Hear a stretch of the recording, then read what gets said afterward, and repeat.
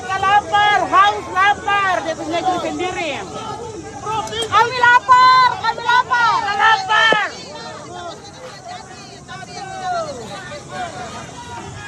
Kita lapar, dia punya negeri sendiri. Kami kelaparan. Ya, semua dia. Kelaparan, kancing-kancing makan sampai habis.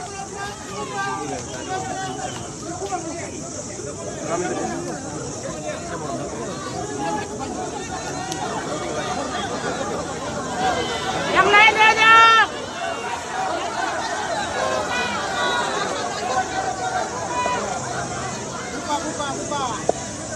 Ya, saudara-saudari, seluruh masyarakat Kota Merauke yang Tuhan kasihi. Negeri ini dikaruniakan Tuhan bukan untuk kita membuat keributan. Negeri ini adalah negeri cinta kasih. Negeri yang Tuhan pilih untuk matahari lebih dulu mengawali surya dari tempat ini. Tidak ada tempat lain yang Tuhan takdirkan untuk matahari di Indonesia ini terbit lebih dulu, kecuali di tempat ini. Jadi berbahagialah kamu semua yang ada di tempat ini. Tuhan sangat mengasihi kamu semua. Meskipun kamu kulit berwarna gelap, tapi kasih Tuhan tidak tersingkir hanya warna kulitmu hitam. Tuhan mengasihi kamu semua dengan penuh. Sebenarnya masalah ini tidak perlu terjadi. Sesungguhnya kalau bisa terus dan dengan baik semua selesai aman-aman saja. Ya, negara hadir untuk menata keteraturan. Saya orang lulusan tata praja yang hadir untuk memahami bagaimana negara ini diatur dan diurus. Jadi kalau bisa diatur dan diurus dengan baik, saya kira tidak ada masalah, tidak ada keributan hari ini. Sekarang saya mulai kasih tahu di mana sebenarnya masalah pokoknya. Masalah pokoknya itu kan berawal dari semua ketentuan komitmen negara yang sudah disepakati antara warga negara Indonesia asli Papua dengan negara ini sudah diatur. Dan komitmen ini dituangkan mulai dari pasal 18B Undang-Undang Dasar 1945. Negara mengakui dan menghormati satuan-satuan pemerintahan daerah yang bersifat khusus atau bersifat istimewa yang diatur dengan undang-undang. Kita punya diatur dengan Undang-Undang 21 2021 yang kemarin kita sudah robah dengan Undang-Undang nomor 2 tahun 2021. Di sanalah komitmen kebangsaan itu diikat antara warga negara Indonesia asli Papua dan pemerintah Republik Indonesia. Itulah komitmen perikatan yang kita berdiri tegak di atas itu, bukan di tempat lain. Di dalam Undang-Undang nomor 2 tahun 2021 dan di sana ada ketentuan porsi-porsi warga negara Indonesia Nusantara dengan warga negara asli Papua itu sudah diatur 80-20, sudah diatur. Adakah kita menggunakan acuan itu atau tidak? Ingat, negara ini adalah negara hukum. Bab 1 bentuk dan kedaulatan ayat 3, Indonesia adalah negara hukum. Poin, tidak ada tambahan lagi. Titik. Indonesia adalah negara hukum. Kalau sudah negara hukum, asas-asas itu kita harus patuhi. Dan ada 3 asas dunia yang kita lex specialis, derogat legi generalis. Peraturan yang bersifat khusus mengesampingkan peraturan yang bersifat umum.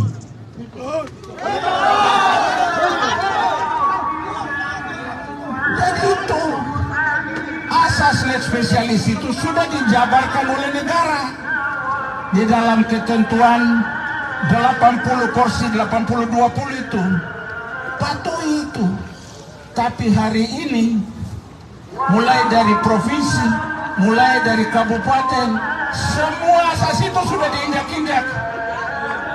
Jadi ada polisi ini tidak perlu hadir. Kalau kita semua sebagai warga hukum menjunjung tinggi hukum itu dengan baik, saya kira orang-orang ini tidak perlu ribut. Jadi tegakkan itu saja. Tidak ada masalah sesungguhnya kali ini. Negara hadir untuk menata keteraturan. Kalau keteraturan itu sudah diatur di dalam ketentuan undang-undang, patuhi itu dengan baik. Ya. Asas yang ketiga itu adalah lex priori ada seperti. Jadi dia ketentuannya adalah ketentuan yang baru mengesampingkan ketentuan yang lama. Ketentuan lama kita itu di dalam Undang-Undang 21 itu sudah kita remajakan karena ada tuntutan-tuntutan yang muncul sehingga 21 diganti dengan nomor 2.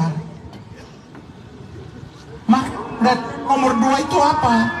Karena ada yang belum selaras dengan tuntutan masyarakat yang menghendaki penerapan harus jauh menyentuh hak-hak orang warga negara Indonesia asli Papua itu sudah ada. Jadi kalau kita patuhi aturan sesungguhnya tidak ada masalah dan kita tidak perlu membangun permusuhan tuding menuding satu sama lain. Nggak perlu.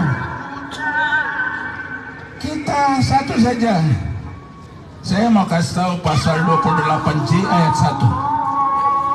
Setiap orang wajib menghormati hak asasi manusia orang lain dalam tertib hidup bermasyarakat, berbangsa, dan bernegara.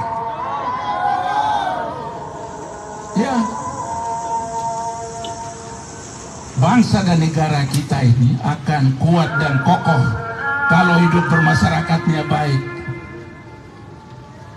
Kalau hidup bermasyarakatnya baik.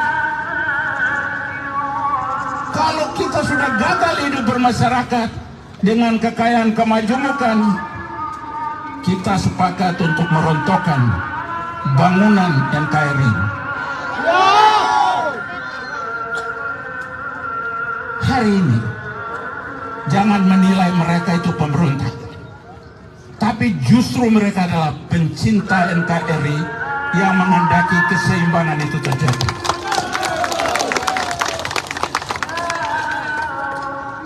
Sudah berpancasilakah? 1 ketuhanan yang Maha Esa, 2 persatuan, 3 kemanusiaan, 4 kerakyatan, 5 keadilan sosial. Kita gagal menerapkan Pancasila dalam sendi-sendi mengelola sistem ketatanegaraan ini. Kita gagal juga Undang-Undang Dasar 45. Alinea keempat. Kemudian daripada itu untuk membentuk suatu pemerintahan negara Indonesia yang melindungi segenap bangsa Indonesia. Sekarang saya tanya, melindungi segenap bangsa Indonesia yang gelap-gelap ini? Harus paham itu. Undang-undang kita ini kan sudah menggiring kita supaya kita hidup dalam koridor itu. Kemudian daripada itu untuk membentuk suatu pemerintahan negara Indonesia yang melindungi segenap bangsa Indonesia dan seluruh tumpah darah Indonesia untuk memajukan kesejahteraan umum, mencerdaskan kehidupan bangsa. Ini bukan lagi pencerdasan ini. Tapi kesalahan itu kan bukan ada pada adik-adik ini. Tapi bagaimana kita menggunakan? Karena dari awal ada kelalaian. Dikasih undang-undang, dikasih porsi, tapi tidak dikontrol. Kalau tidak dikontrol, nanti ada penjabaran. Ya, kita mengikuti ketentuan-ketentuan. Saya mau tanya, integrasi Papua, saya sudah sampai. Plebiscit di kota ini saya sudah hadir. Yang namanya PPRA. PPRA itu diproses berapa lama?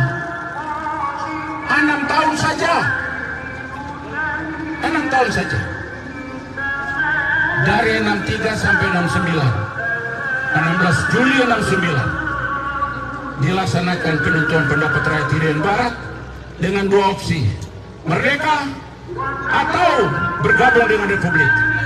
Pertama kali warga negara Indonesia asal Papua Selatan yang bilang kami tetap mesra dengan NKRI. Jangan hal ini dikhianati.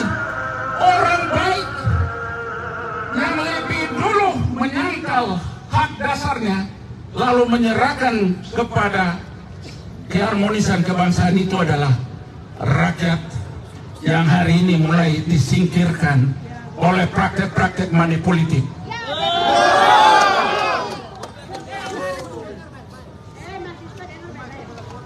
Ini praktek money. Saya sudah ikut pemilu dan jadi penyelenggara pemilu mulai dari tahun 71 di Kimam. Saya baru ketemukan pemilu yang amburadul dahsyat ini tahun ini. Di seluruh tempat saya sudah jadi pelaksana pemilu. Seluruh tempat, sampai Jakarta juga waktu saya kerja saya jadi pelaksana pemilu di Bangda, di kantor Direktorat Jenderal Pembangunan Daerah. Saya baru ketemu ada praktek demokrasi yang dahsyat dengan money politik ini tahun ini.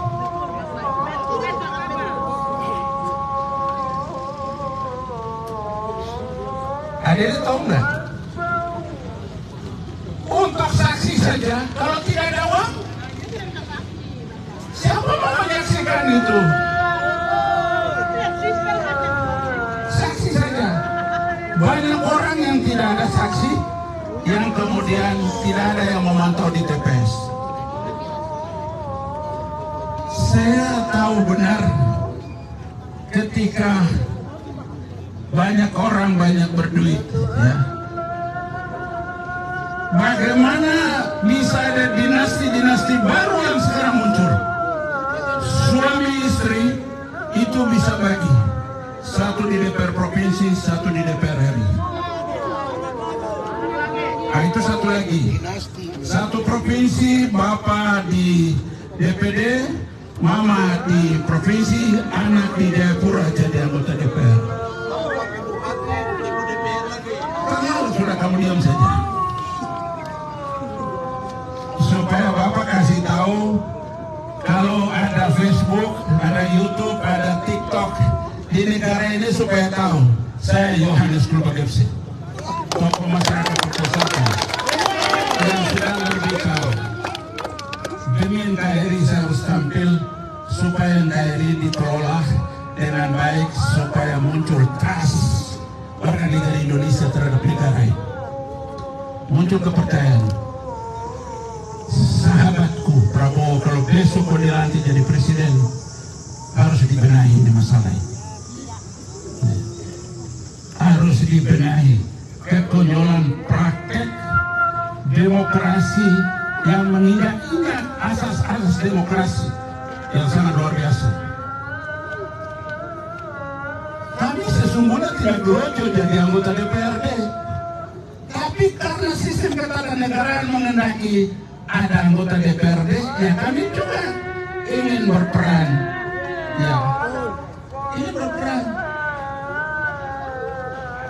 Kalau mau jadi malaikat ya tidak ada pemilu malaikat di Indonesia, nggak ada itu. Tapi yang ada pemilihan DPR dari berbagai tingkatan. Kita tidak tahu masalah ini mau diselesaikan atau tidak, mau dibiarkan. negara ini sungguh-sungguh mau supaya kita hidup harmoni dalam melodi Indonesia Raya. Kita mau hidup harmoni dalam melodi Indonesia Raya yang indah.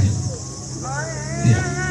Kita mau hidup dengan lagu Merauke sampai Sabang. Kita mau hidup itu. Supaya lidah kami juga tetap akan mengucapkan sampai kematian, membuat lidah kita kaku untuk tidak menyanyi lagi Indonesia Raya dan lagu dari Sabang sampai Merauke. Tolong hargai mereka. Di level bawah ini ada di KPU dan ada di Bawaslu. Sampaikan saja secara hierarkis. Kamu tidak bisa putuskan, saya tahu itu. Tidak mungkin. Kami sampaikan bahwa ada kondisi real hari ini seperti ini. Sebentar juga saya akan salurkan ke seluruh jaringan, mau di Wantanas, di KSP, semua saya punya semesta, sudah foto semua. Manusia terlaku di Wasur ini, tapi punya nama di NKRI. Ya, jadi itu yang saya mau kasih tahu. Mari kita selesaikan dengan bijaksana. Ya, kalau tidak bisa keputusan di sini, kita bawa ke Jakarta, sampaikan dengan baik supaya ya saudara-saudara ini bisa mendapatkan juga perhatian bagaimana pengaturan dari bapak-bapak yang mengatur otoritas negara ini. Kita tunggu saja, yang penting sudah disampaikan. Dan untuk adik saya, jangan kau lari dari tanggung jawab. Ini keputusan kolektif kolegial, ya. Ini keputusan kolektif kolegial. Kita berjuang mulai dari berdarah-darah sampai sana. Masyarakat Papua tim 100 yang dipimpin oleh Tom Janau minta referendum. Tapi negara kemudian mengajak, sudahlah kita akan kasih otonomi khusus, MRP, bendera bintang kejora bisa kibar, rasa jangan sama tinggi dengan merah putih. Itu kan sudah dipatuhi dan sekarang masih berjalan. Dan saya harap ini harus lembaga-lembaga yang ada, baik MRP, DPRP, DPRD Merauke, ini sama-sama sampaikan hal ini ke Jakarta supaya mendapat pertimbangan seperti apa. Walaupun dari sisi agenda memang tetap berjalan gitu, tapi catatan ini juga harus dengan cepat disampaikan ke sana. Jangan sampai ini kan tinggal tunggu faktor pencetus. Ya. Dulu faktor pencetusnya itu Bimasraya tenggelam. Saya diutus Tuhan pada saat itu dan kita bisa buat situasi aman, damai sampai sekarang. Kita lahirkan moto Isakut BKI, Isakut KAI, satu hati, satu tujuan, dan kita hidup berdamai dengan perbedaan itu. Jadi ini kan sudah terjadi di 2 pemilu. Kemarin DPRD Merauke hanya 3 orang. Kita tidak tahu hasil besok DPRD Merauke berapa, provinsi berapa. Afirmatif itu, kita tidak mau afirmatif. Kita mau berkompetisi secara sehat. Karena dulu pemilu yang kita ikuti itu jurdil, jujur, dan adil. Itu aja. Kita mau berkompetisi dengan saudara yang lain gitu. Untuk uji komunikasi sosial kita kepada para pemilih yang baik. Tapi sekarang kita sudah merusak masyarakat ini.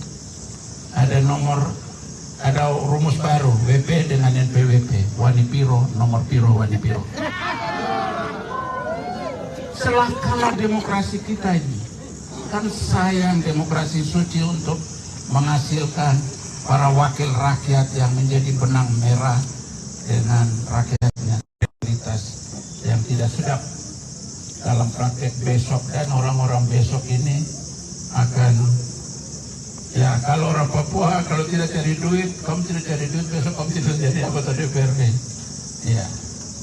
Dan gejala-gejala berikut sudah mulai merambat ke kepala daerah kabupaten, kepala daerah provinsi.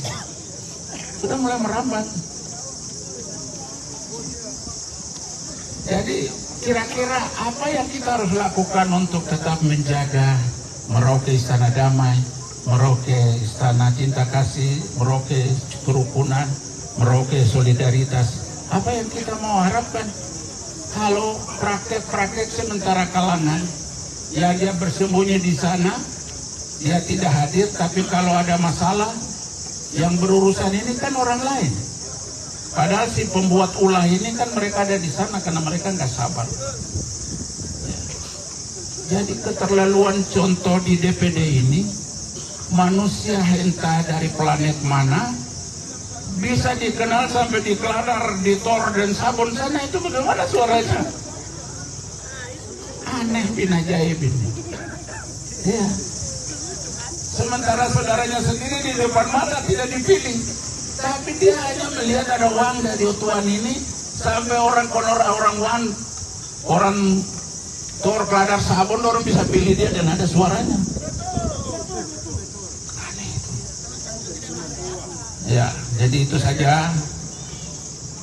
Kamu pakai mekanisme yang ada bersama-sama, tidak usah melakukan konflik satu sama lain. Saling mendengar saja ya, saling mendengar saja untuk diatur dengan baik supaya ini kita suarakan ke pusat sama-sama, karena keputusan terakhir cuma ada di pusat. Kita ribut di sini tidak bisa, orang ini ambil keputusan.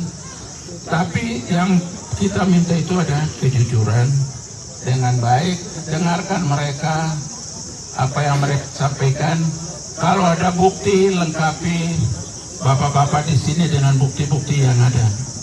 Bukti-bukti, karena di dalam hukum ya tidak ada bicara katanya, bicara itu bukti. Kalau ada bukti ya silakan dilengkapi, dan kita harap bahwa adik-adik yang mendapat tanggung jawab untuk memikul amanah baik sebagai penyelenggara maupun sebagai pengawas ini harus kerja dengan baik, karena kita sudah tanda tangan waktu itu, waktu Kapolres Rama kita tanda tangan di Mapolres waktu itu, pemilu damai gitu. Ya, kita udah tanda tangan semua dengan semua partai politik. Tapi mereka hanya taruh tanda tangan aja, lalu mereka giat melakukan money politik. Ini yang salah di situ. Tidak konsekuen. Kita sudah tanda tangan itu. Sama-sama soal money politik dengan Kapolres pada saat itu. Jadi saya kira kalau semua itu dipatuhi, nggak ada keributan. Negeri ini negeri yang kita harus junjung tinggi menjadi istana damai. Contoh kedamaian itu harus dimulai dari matahari terbit. Di sini sudah tempatnya. Kalau kita sudah mulai kacau, ya nanti dari situ akan berantai kemana-mana. Jadi itu saja supaya ada Kapolres dengan teman-teman itu, mereka kan bisa anggap aja rekreasi dengan pemajemukan yang ada di sini. Tapi kalau kita tidak saling memberi ruang, nah ini masalahnya. Iya, ini masalahnya. Jadi persoalan ini tidak bisa selesai hari ini, karena ini bicara soal proses ketentuan hukum. Jadi kalau proses ketentuan berarti kan kita harus menempuh melalui mekanisme hukum, dan itu dicatat dan segera dilanjutkan kalau berkenan, supaya masyarakat ini bisa menerima entah nanti besok kalau afirmatif. Waktu Presiden SBY, saya undang beliau untuk panen raya di Salur 4, di SP 4. Saya paparan di depan beliau minta untuk paparan lagi di istana, sehingga melahirkan Impres nomor 5 tahun 2007 tentang percepatan pembangunan Papua dan Papua Barat. Di poin kelima bunyinya begini: perlakuan khusus dalam kurung afirmative action untuk memberdayakan sumber daya manusia putra-putri asli Papua. Itu Impres nomor 5, kalau bisa buka di Google bisa lihat di situ poin kelima. Perlakuan khusus bagi pengembangan sumber daya manusia putra-putri asli Papua. Waktu itu beliau datang kita bikin universitas dulu, mulai dari Sekolah Tinggi Teknologi Merauke kerjasama dengan ITS Surabaya. Saya bilang sama Pak SBY, kita dua ini badan sama-sama besar, tapi saya jangan badan besar tapi otak kerdil. Saya tidak minta Bapak Presiden itu duit, saya hanya minta restu, kasih nama, kasih Universitas Negeri Musa Musim. Kebetulan teman saya Wakil Menteri Pendidikan dan Kebudayaan Pak Fasli Jalal, orang Padang. Saya bilang, Fas, aku nggak perlu kejar-kejar jadi menteri, cukup kau saja. Nanti kau bantu saya. Oh beres, skip saya. Dulu di Bappenas, di Sosbud. Udah jadilah itu universitas. Maksud saya, supaya ini juga jadi mesin untuk mencetak manusia Papua yang mungkin saat ini belum memenuhi kriteria kompetensi. Ya dengan mereka kuliah di situ, mereka bisa memenuhi syarat kompetisi dari semua ya lapangan pekerjaan yang tersedia di sini. Jadi kita udah mulai proses perlahan-lahan. Saya usul pemekaran lagi dari 1 kabupaten menjadi 4 kabupaten, dan kamu harus berbagi. Negara ini bisa kasih kita provinsi jauh dari syarat yang ada itu, yaitu dengan 4 provinsi kita bisa bikin provinsi, dan 4 kabupaten kita bisa bikin provinsi. Itu satu hal yang negara sudah kasih ke saya. Berarti itu kan sudah menggunakan asas lex specialis derogat, legi generalis. Ya itu kan asas itu. Wilayah cukup luas, 1,30 Jawa, 119.749 km persegi. Saya ngomong ke sana, ke teman-teman, baik di Kemdagri, bawa Menko Polhukam, dan semuanya. Dan mereka merestui. Saya bilang, Pak, kita masih ada manusia pohon. Manusia di bumi aja kita belum sejahterakan, apalagi manusia pohon yang namanya Korowai dan Kombai. Supaya kita bisa kasih turun doran dari manusia pohon menjadi manusia bumi. Walaupun nanti kita proses untuk sejahteranya. Itu catatan saya di Komisi 2 waktu saya paparan tentang usulan kita pada saat itu.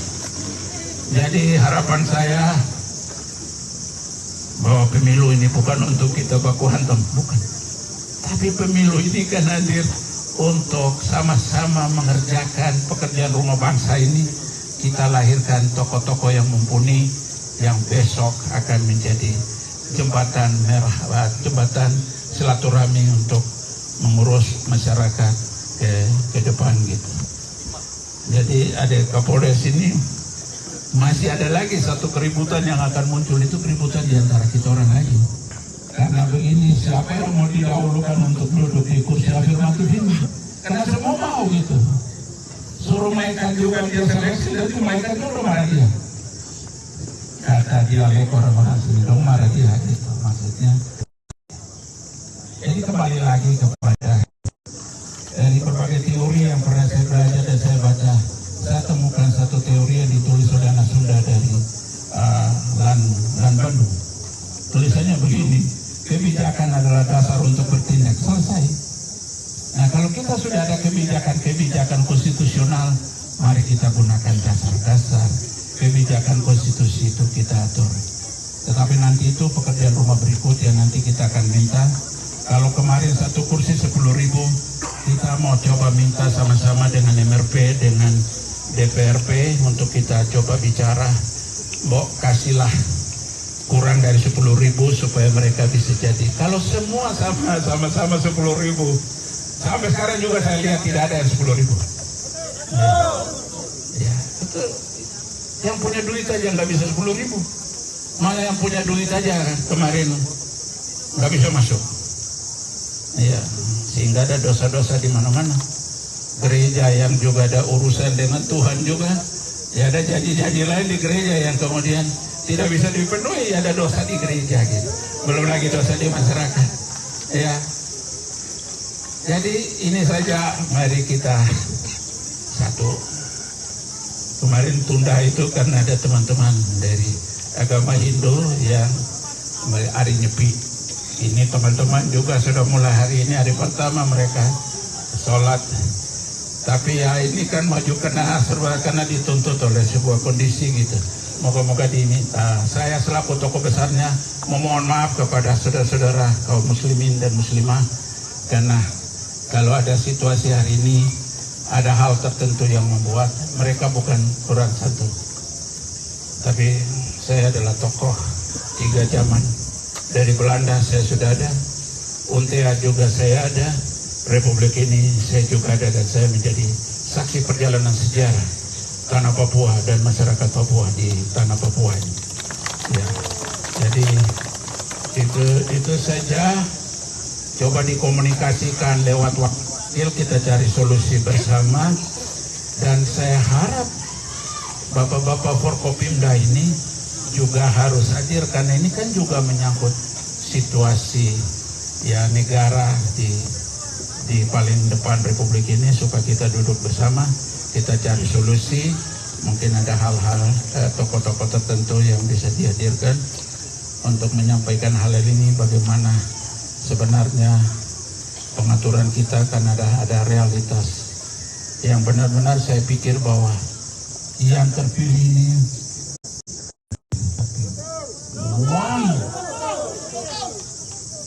yang terpilih benar itu ada anak imam satu di Tabonji sana itu, karena di situ orang Tabonji semua dan tidak bisa sogok orang imam, dorong sama-sama miskin. Ada satu lagi dari DPRP yang lolos murni tidak pakai duit. Yang lain yang saya tahu sangat luar biasa, money politik. Tapi kalau ini adalah dosa terakhir dari perjalanan praktek demokrasi kita, mari kita akhiri di titik ini. Untuk selanjutnya kita membuat ikrar bahwa ke depan kita ingin membuat demokrasi yang luhur, demokrasi yang benar-benar ingin supaya kita bisa menghadirkan tokoh-tokoh perwakilan rakyat yang benar-benar lahir karena hati nurani, bukan karena uang merah gitu. Hari ini di Wasurba, jadi ada saudara satu yang sudah store 50 sampai 60 juta, suaranya tidak masuk dan dia mau tuntut kembali uang itu. Masuk di depan mata saya ini. Ya, ada satu saudara yang mereka sebutnya kepala kampung, bukan kepala kampung tapi tukang kasak kusuk ke sana kemari. Di antara mereka sangat luar biasa gitu. Jadi ada beberapa anggota dewan yang kemudian minta calon yang gagal itu minta supaya uangnya dikembalikan. Ya ini tidak tahu urusannya bagaimana ya nanti.